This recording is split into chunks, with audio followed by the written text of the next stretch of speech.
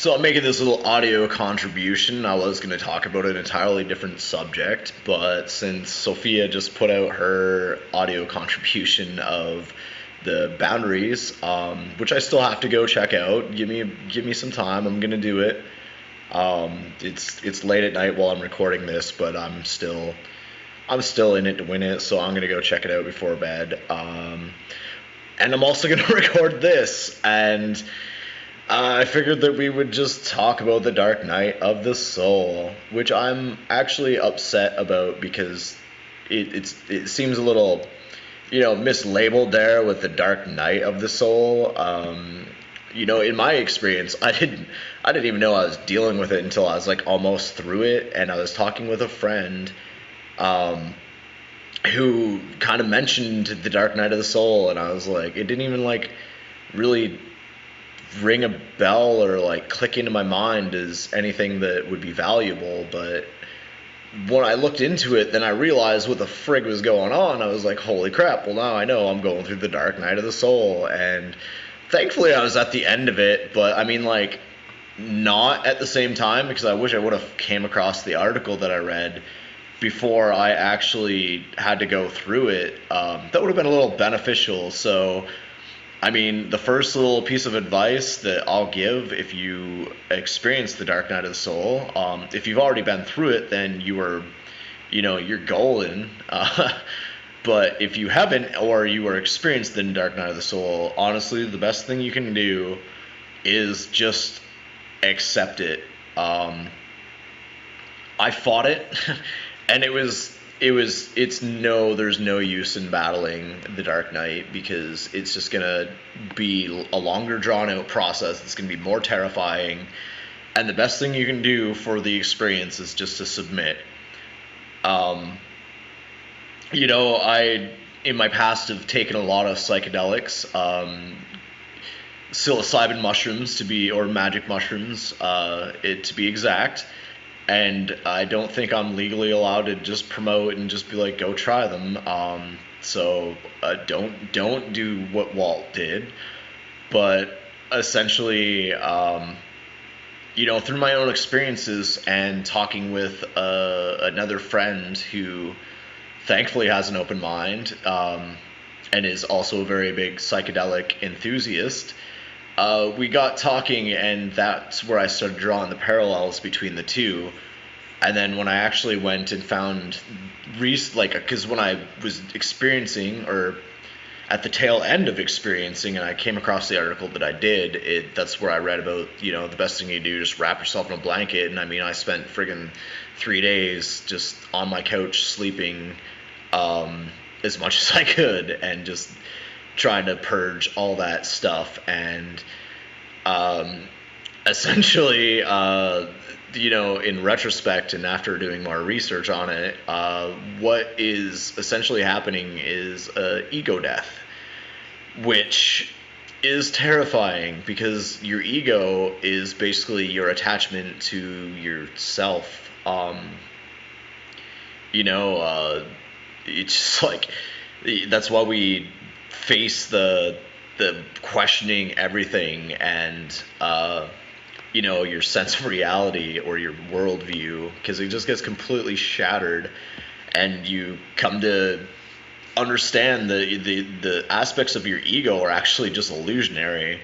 And it's a process of letting go, like the attachment go, and from my personal experience, I fought the crap out of it, and that's why it was such a long, drawn-out process. I mean, the Kundalini probably didn't really help the situation because, I had this energy that was just, I can't even explain it, but in another audio, I'm used to the whole video thing now. But anyway, I will experience, or I'll not experience, I've already experienced the Kundalini awakening, but I'll get into a little bit more depth because I did touch on a little bit of that in the video, I do believe, but there's a lot more to it that I want to get into because, like I said, it's dangerous. So if I would have known what I know now, like, I would have kind of maybe had some second thoughts, but As far as the Dark Night of the Soul, there was no thoughts to go into that essentially because it just happened. So, um, just I think it's important to know exactly what you're going through or what you have been through. It definitely will make you feel a little less batshit crazy.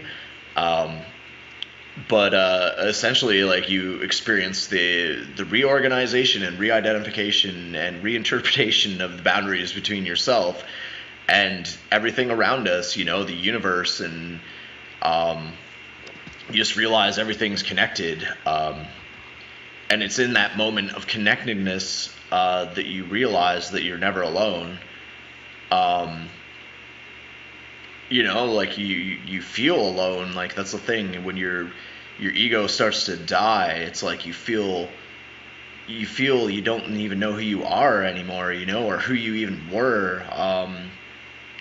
It just slowly melts away, and it's scary, especially when all the past traumas come bubbling to the surface and you're going through these motions that you don't really understand. Um, because you're essentially going through this process of shedding your ego, and all the past traumas are coming up, just different ways that we've never acted, or we have to question ourselves and be like, what the frig is going on, and I think that's a big part of the whole insanity aspect. But it's just you just feel alone and isolated from the world at times. And I did, like, I mean, like, I was still talking to friends and stuff, but the more I talked about like what I was experiencing, the less they wanted to talk to me. So then I just felt isolated, and then I realized that, like, while I felt completely alone, it just became completely clear to me that I never felt more connected. um, I realized the importance of solitude, and meditation as well. Um, you come to find out that being alone and in a silent and it's a very important part of individualizing the ego and actualizing the soul. Um, like we're each a microorganism as well within a macro like a macrocosm, um, or not microorganism, I apologize, but microcosm. We're in a like each in a microcosm within a macrocosm. Tiny stars with a greater universe, drops of water in a mighty cosmic ocean. With me myself, I use this term a lot, as above, so below kind of thing, and that's basically how I live my life now. I try to live it in complete balance, because I don't know if other people have, but I realize that, like the butterfly effect, the smallest movement can cause, the butterfly's wings flap, and then across the world, like a hurricane can happen, like every action has a reaction type thing, and you realize that, um, that everything is connected. And like the greatest lesson of loneliness is that we can no more separate the micro from the macro than we can the human from the natural. Both are needed to be put whole into like holistic. And it's an astonishing ache of loneliness that causes us to feel uh, the tremendous world that we have inside of us, and we try to free it, and we think about how we can free it, and in that world, like without tearing ourselves apart. But we would rather tear ourselves to 1,000 pieces than be buried in the world that's within us. That's essentially a big part of it, is that we've repressed a lot of these things, our true selves, and you realize that it's a painful process to shed the ego and who we used to be. But in retrospect, the trial of fire is, you realize how strong you are as a person to overcome something like that. And then after overcoming something like that, you just feel so powerful. You feel blessed. You feel grateful for even being alive. And, you have a new appreciation for your mortality. Like, I honestly don't fear a lot, like barely anything anymore. Like, I don't. It's just, I don't fear death anymore. I don't fear being alone. I don't fear rejection. I don't fear a lot of things in life anymore because, like it's like you stand in front of death's door and you just, you turn around and just friggin' walk back up the stairs, and the stairs are on fire and it friggin' hurts, but,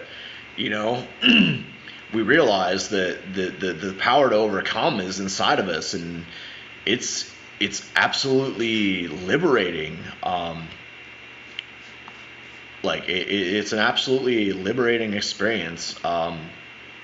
Like, personally, I feel it was a curse and a blessing. At the time, I didn't see the blessing.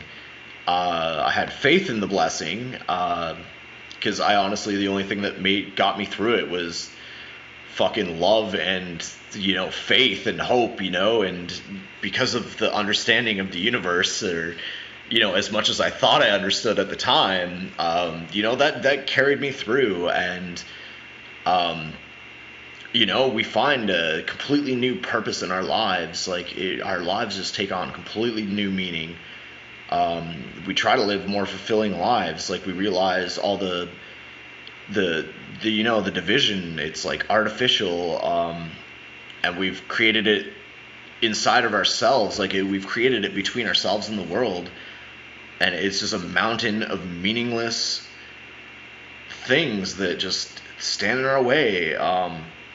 Like, for me personally, like with anxieties and fears and all this other thing, like all these other thoughts and different processes that my mind, process things, and it instilled me with fear, and like the labels that from being diagnosed with chronic depression and anxiety, like my entire friggin' life, and to come to find out that that was just thought process. And not only that, but because like a lot of us are empaths and we're like sponges, and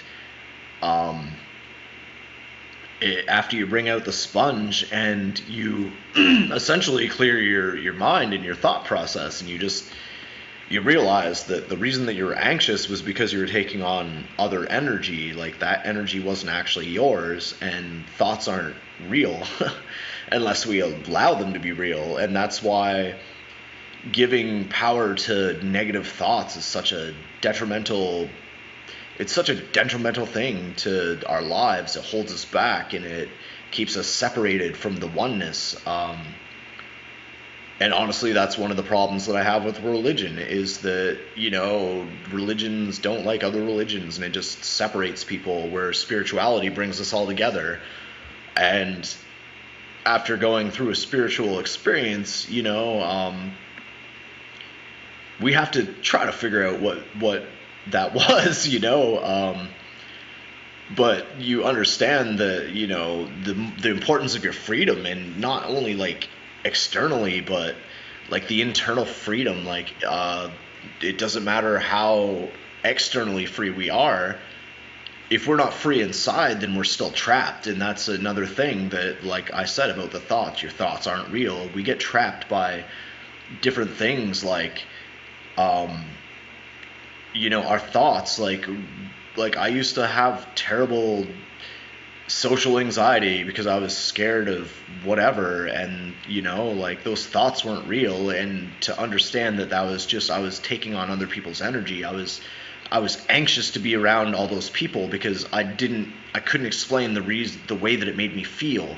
I was anxious about something I didn't understand, not that I was anxious of something. I had just attached that to a situation, the way that I felt, and it made me anxious. And to actually understand that was just thoughts, and the actuality of it was that I was just sensitive to energy as being an empath. It was a liberating experience. But I'm not going to talk too much about like being an empath right now. We'll get into that in another video, or audio. I'm sorry, I got to get used to the transition. I'll get used to it someday. But for now, we'll continue on, and essentially you experience autonomy and cognitive dissonance. So autonomy is a term popularized by the French sociologist. I'm sorry if I butcher this. Émile Durkheim. It is a nurtured condition that arises from the lack of morality and social ethics in one's culture.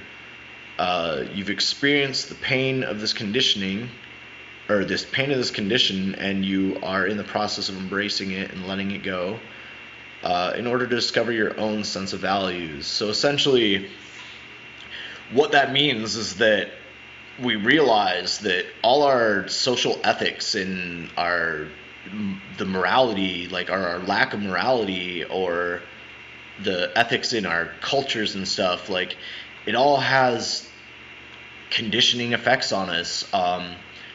Like our childhoods, like the different things that I experienced in childhood were, affected. It conditioned me to experience the reality the way that I did. So that was why I was fearful of different things. Like if somebody was nice to me, it's like I felt like, why are you being nice to me? There's a reason you're being nice to me. What do you want from me, kind of thing, And it's like, and that's just from my own experience. Like I said, everyone experiences their own reality or their own version of reality, and we go through our own different situations, and like everyone's life is different, but at the same time, it's like we experience it the same, but it's just perceived differently.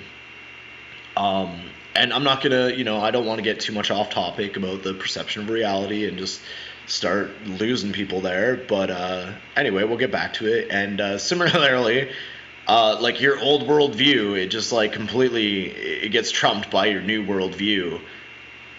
From the individuation of your ego and the actualization of your soul, because you realize that your ego isn't who you are. Your soul, like inside, that's who you are, your true self, and like it's your inner child, honestly. That's why kids, they're so happy and they see the world essentially through a different lens. But as we grow up and that lens gets distorted by different things like social constructs and like conditioning of our childhoods, or the conditioning of social structures. I can't, I probably just said that, but I mean like just different things like school or whatever that condition us for the world that we live in. But essentially that's keeping us trapped from who we are inside and how we actually feel. And that's that's known as cognitive dissonance, and it's an unsettling feeling to have two worldviews just clashing inside of you. It's the clash of the titans, the old and the new. That's that's the terrifying part of this process, is like letting go of the old. Like I said, it's you go into it as your old self, you come out as your new self. So essentially you're going in as a caterpillar and coming out as a butterfly. But when you're trying to emerge out of that cocoon as the butterfly, it's terrifying, because you've always known the world as a caterpillar, and it's terrifying to leave that that behind. And it's not that we don't completely fit in. It's not like we can't still mingle among the caterpillars, but essentially we're fundamentally different at the same time. And that's why we can't relate to our caterpillar friends, because they don't understand the world as a butterfly, because they didn't go through the metamorphosis.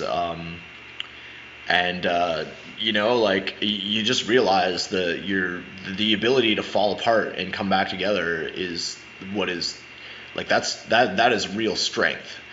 Um, like I said, the trial by fire, you go in one way and come out a completely changed person, and through that you realize how friggin' strong you are at the end of the day. Like, a lot of us have been through very tough situations, tough childhoods, tough relationships, tough spots in life.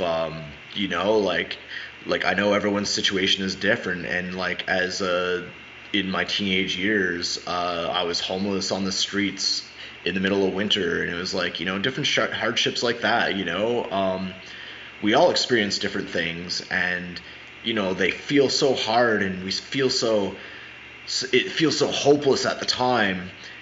But in comparison to going through the dark night of the soul, like, you just realize that all that stuff was just preparing you for this moment to metamorphose, like the metamorphosis, to metamorphosize into the butterfly. And you just realize that not only is it like, it just reminds me of the term, from when I was a kid. I remember my mom or my grandpa or somebody saying that, like, chicks dig scars, and it's like, they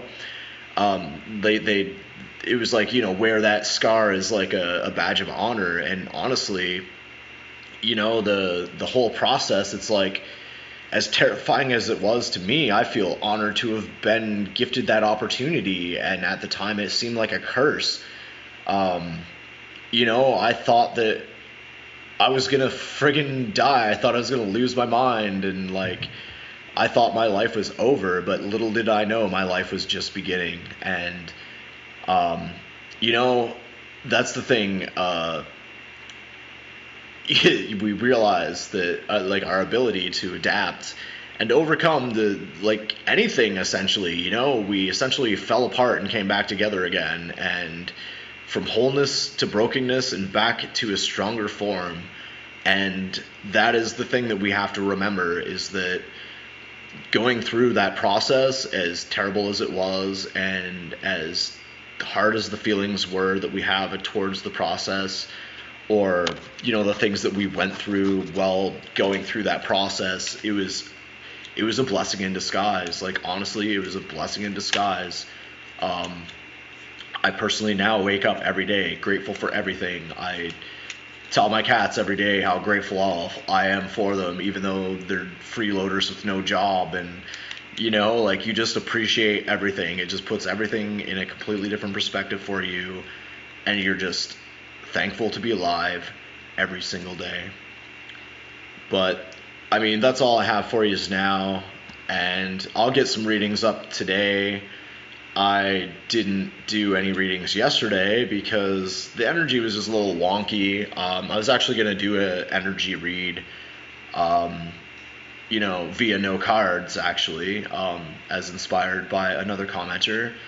But I got sidetracked, and a neighbor couple, like a block down, I was walking by and happened to start talking, and he gave me some houseplants. So I mean, I couldn't turn down that opportunity, and it was too late by the time I got home. It was dark and my lighting sucks, so I'm sorry, y'all. I'll update my lighting, and I'll be ordering some new cards as well, just to get away from what I know about the old cards, because essentially it's like when I was a kid and I learned songs on guitar wrong and trying to learn the song right and still playing wrong notes. So I'm just gonna get some new cards and just not even give a care about the book and just do it from there. So I mean, peace and love, y'all.